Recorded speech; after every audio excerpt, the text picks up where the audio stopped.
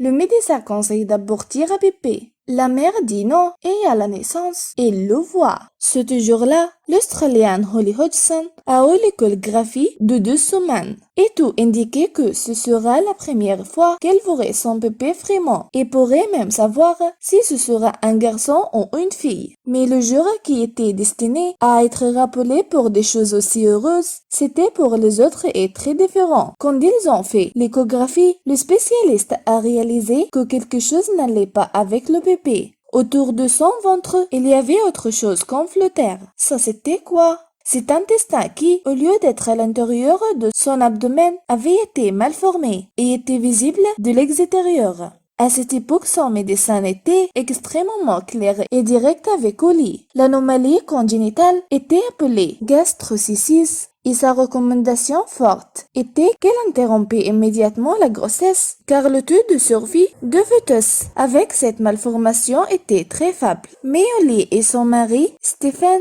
ont décidé qu'ils ne le feraient pas. Le même jour, le médecin leur a parlé de la gastrocystis. Ils sont tous deux allés enquêter et ont découvert que 95% des bébés diagnostiqués avec ce défaut survivent à la grossesse. Et donc Teddy est né le 14 décembre 2015, un bébé qui, comme le dit sa fière maman dans des déclarations faites au Daily Mail, est super heureux et mignon. Alors que sa grossesse se déroulait, Holly et Stephen en ont appris de plus en plus sur la gastrocystis car il s'agit d'un défaut qui a pris chez l'un des 5000 bébés et qui peut être surveillé en permanence. En fait, les médecins ont expliqué aux parents qu'ils pouvaient voir comment cela évoluait tous les 15 jours grâce à ensemble échographie. Les deux ne peuvent pas être plus heureux d'avoir demandé un deuxième avis après la conclusion fatidique donnée par le médecin qui portait sa grossesse.